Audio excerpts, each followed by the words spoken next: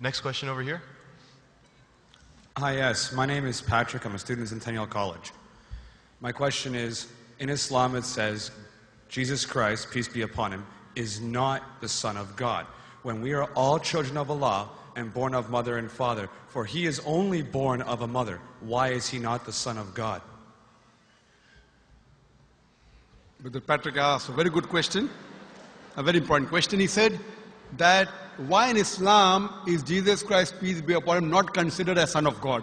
When we all are children of God, he being born of a virgin woman, all the more reason should be. See brother, if you tell we are children of God, in that way I've got no problem at all.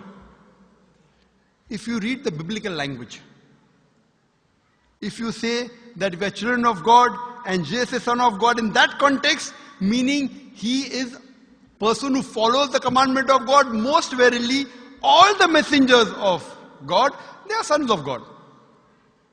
But the problem is, if someone says he is not a normal son, but he is the begotten son, then there's a problem.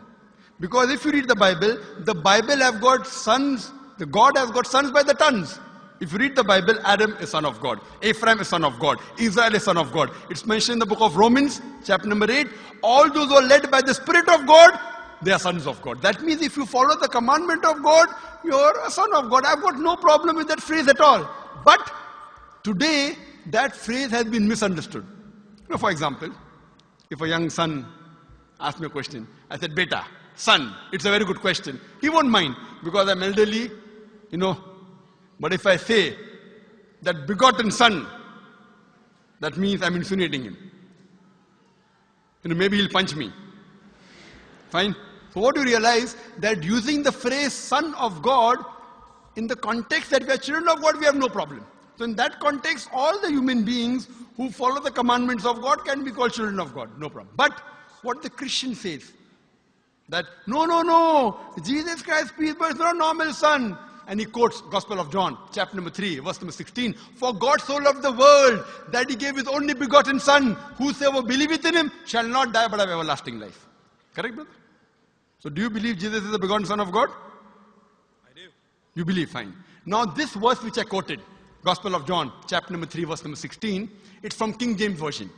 For God so loved the world that he gave his only begotten son. Whosoever believeth in him shall not die but have everlasting life. Now when you read the Revised Standard Version of the Bible, revised by Thaidu scholars, Christian scholars of the highest eminence, backed by 50 different cooperating Christian denominations, they say that this word begotten is an interpolation, it's a fabrication, it's a concoction, it's an adulteration. Who's saying? Not Muslims, not Hindus.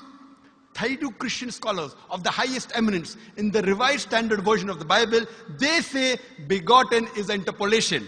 It's a fabrication, it's a concoction, and they're thrown out of the Bible. So if you say Jesus is Son of God, like Adam, like Ephraim, like Israel, I have no problem.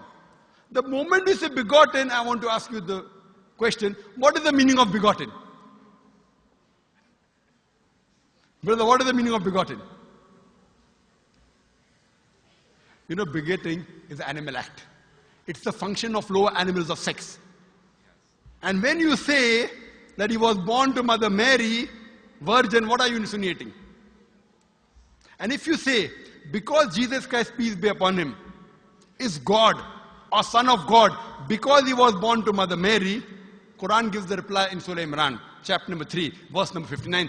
Inna masala Isa indallahi ka masala Adam. Khalaqa min turab. That when they say the similitude of Jesus in front of Allah is the same as Adam.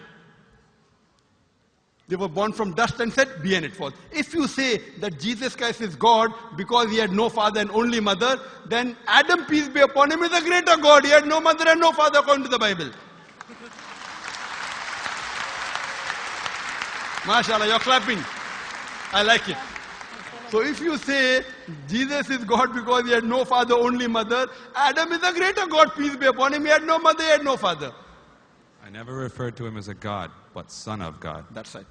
Fine. So Adam is a bigger son of God. Right or wrong? By your definition, Adam would be a god, for he has no mother nor no father. Not my definition, not my definition. By the definition of the Christian missionary. By my definition, he is a messenger of God. Because God cannot beget. I told you in my talk. Lam yalid wa lam yulad. He begets not, nor is he begotten. The moment God begets, he is not God. Son of God meaning pious person, I agree. That's the reason Allah subhanahu wa ta'ala in the Quran, in 99 attributes, he has missed out Ab, father. Why? It's a good attribute, but Allah did not mention Ab meaning father because people started having wrong meaning of the word father. So he used the more difficult word Rab, but did not use Ab. Logically it's fine, but Almighty Allah subhanahu wa ta'ala purposely did not use the attribute Ab in the Quran because people will misunderstand. That's the reason English-wise, saying Jesus is the Son of God, meaning messenger of God, I'm with you. But the moment you say begotten Son, I have objection. So you say Jesus is a messenger of God, I say peace be upon him after his name. So I respect Jesus Christ, peace be upon him, more than you, Brother Patrick. Because when I take his name, I have to say peace be upon him. If I do not say that, I'm wrong. So I love Jesus Christ, peace be upon him, more than you. I follow his teaching more than you. And if you want, I can prove it to you. That's a different argument, not for tonight. Sorry? That's a different argument and not for tonight. Okay, fine. I'll give you a few things. Jesus Christ, peace be upon him. Fine? If you read the Bible, he was circumcised on the 8th day. Fine? Majority of all the Muslims are circumcised, the Christians aren't.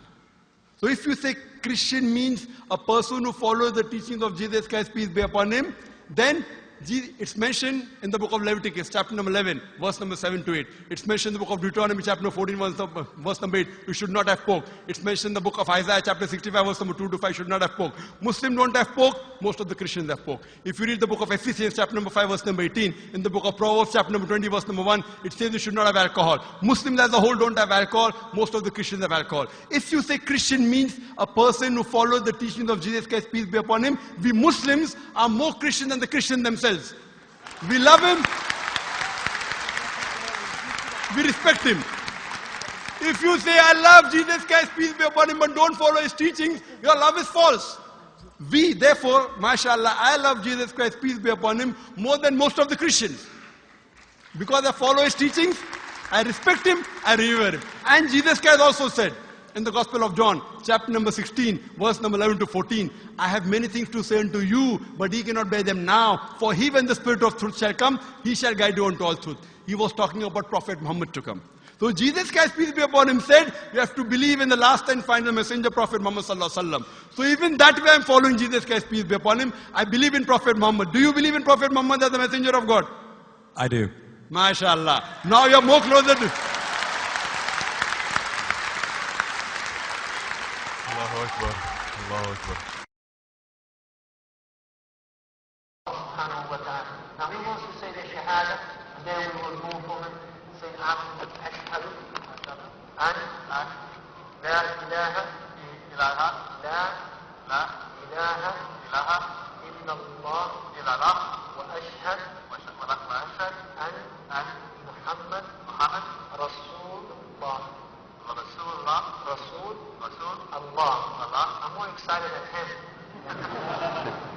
Allahu Akbar. Allahu Akbar. Allahu Akbar. Allahu Akbar. Allahu Akbar. Welcome, your brothers.